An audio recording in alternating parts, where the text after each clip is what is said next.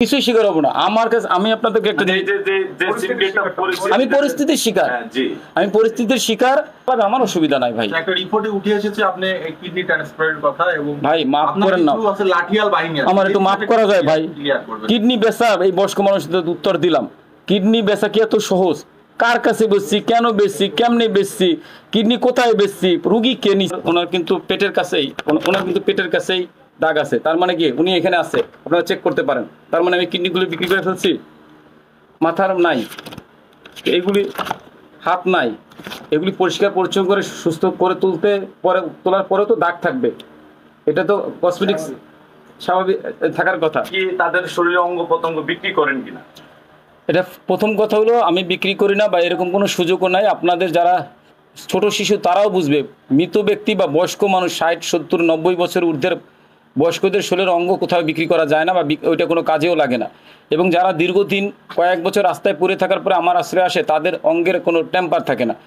তারপরে যদি বলেন আমি বিক্রি করছি, কোথায় করছি, কিভাবে করছি, কার কাছে করছি, কোন মাধ্যমে করছি, সেই তথ্যগুলো আপনারা সকলে বাই করেন, প্রকাশ করেন এবং আপনারা প্রমাণসহ আইন কানুন প্রশাসনের হাতে জমা দেন।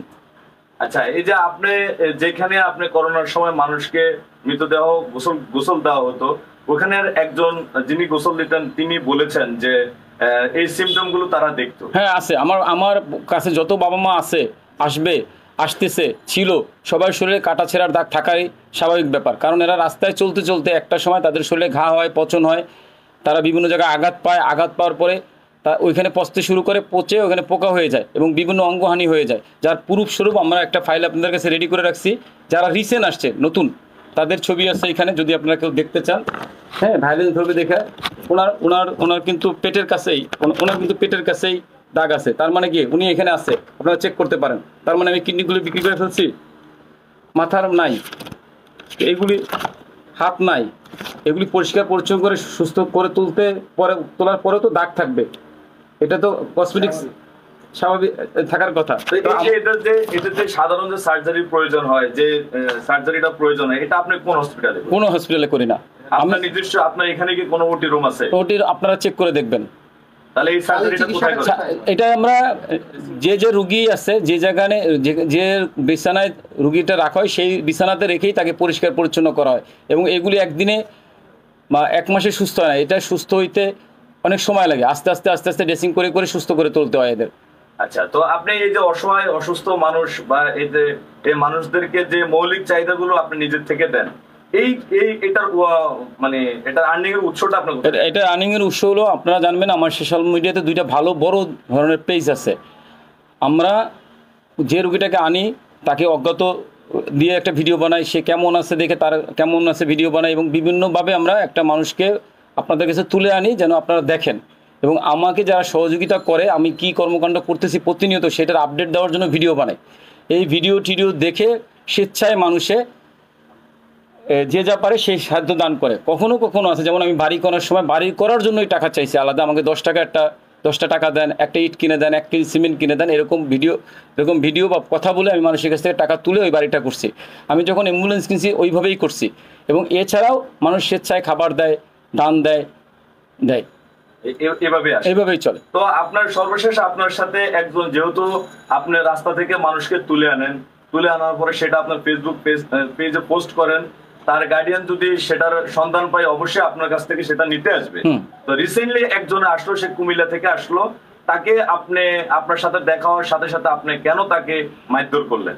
রিসেন্ট না তো, এটা মানে 2-3 মাস আগে? 2-3 মাস আগে না, 2-3 বছর আগে। 2-3 বছর আগে? হ্যাঁ, এটা হলো আপনার 17-18 সালের ঘটনা। এই ঘটনা মারধর করা হয়েছে এই কারণে, উনি আর মা আমার কাছে ছিল 2 বছরের মাথায় দিয়ে সংবাদ পাই যে উনার মা, এবং উনি আমাদের সাথে 17-18 সাল হইলো, এটা তো বোন। হ্যাঁ, অনেক বছর আগে। সাথে গতকালকে ওনার সাথে কথা বলছি। না, এটা রিসেন্টের ঘটনা না। ওনার তো মা না, ওনার বোন। আচ্ছা, ধরেন বোনের সন্ধান পাই আমাদের কাছে আসে, এবং ওনাকে বারবার রিকোয়েস্ট করে কাল আসি, পরশু আসি করে আসে নাই। এবং উনি আসছে তারপরও 1 বছর পরে এসে, যখন আসার পরে উনি হলো ওইখানের মানে কিছু রাজনৈতিক সংগঠনের নেতা, এবং তিনি খুব হুমকি দুমকি দেখায়, মানে কথাবার্তা বলছে। ওনার অনেক ব্যস্ততা, অনেক বোন বা আত্মীয় স্বজনের ক্ষেত্রে ব্যস্ততা থাকতে পারে না। যাকে আপনি 2-3 বছর পরে পাবেন, আপনি আপনার বোনকে যদি 2-3 বছর পান, রাস্তায় থেকে তুলে একটা প্রতিষ্ঠানে রাখার পরে তাকে পরিচর্যা করে সুস্থ করে আপনার কাছে ফেরত দেওয়ার জন্য অনুরোধ করতেছে, সেটা তো অপরাধ করে নাই। সে সুন্দরভাবে নিয়ে যাওয়ার কথা ছিল, কিন্তু সেই রিয়াকশন খারাপ দিচ্ছে, আমরাও রিয়াকশন খারাপ দিছি ভাই। মানে সেই কারণে আপনি তার মানে গায়ে হাত তুলে না, রাগারাগি হয়েছে, ওখানে অনেক লোকজন ছিল ভাই। বৈশ্য কথা আপনারা যে সিনগুলো দেখছেন, এটা বৈশ্য কথা বলার চিল্লি দেখছেন। এটা মারা ওইখানে অবস্থানটা এমন হয়েছে যে উনি 999 ফোন দিতে পারেন না, উনি 999 ফোন দিছে, পুলিশ তারপরে আসছে, পুলিশ এসে তারপর তো নিয়েই যেতে হয়েছে, ওনাকে নিয়ে যেতে হয়েছে, পুলিশই বাধ্য করছে যে না এটা এরকম, তুমি যেহেতু 1 বছর ধরে আপনাকে নক করতেছে, বারবার নক করতেছে, 6 মাস 3 মাস পর নক করছি, ভাই আপনার বোনকে বা মাকে নিয়ে যান, আপনি নিতে আসেন না। এখন যেহেতু আপনার বিরুদ্ধে একটা অভিযোগ আছে, সর্বোপরি সবাই এখন মনে করতেছে যে আপনি অসহায় মানুষের সিম্পিটি নিয়ে অভিনব কায়দায় আপনি বিপুল পরিমাণ অর্থ উপার্জন করেন, যেটা আপনার ফেসবুক পেজে বিভিন্ন ভিডিওগুলো বুস্টের মাধ্যমে পোস্ট করার মাধ্যমে। আচ্ছা, এটা আপনার আমার কাছে যে পরিমাণে অর্থ আছে, যে পরিমাণে বাড়ি গাড়ি আছে, সেটা আপনারা সকলে যাচাই করেন। আপনারা সাংবাদিক মানুষ, প্রশাসন আছে, সবাই মিলে যাচাই বাছাই করলে বুঝতে পারবেন যে আমার কাছে কত কোটি টাকা আছে বা কয়টা বাড়ি আছে, গাড়ি আছে। এটা তো আপনারা তদন্ত করলেই পাবেন। তো সেটা আপনাদের উপরে ছেড়ে দিলাম, কিছুই স্বীকার হবো না। আমার কাছে আমি আপনাদেরকে একটা আমি পরিস্থিতি সব, আমার অসুবিধা নাই ভাই। একটা রিপোর্টে উঠে এসেছে আপনি কিডনি ট্রান্সপ্লান্টের কথা, এবং ভাই মাফ করেন না, লাঠিয়াল বাহিনী আমার একটু মাফ করা যায় ভাই।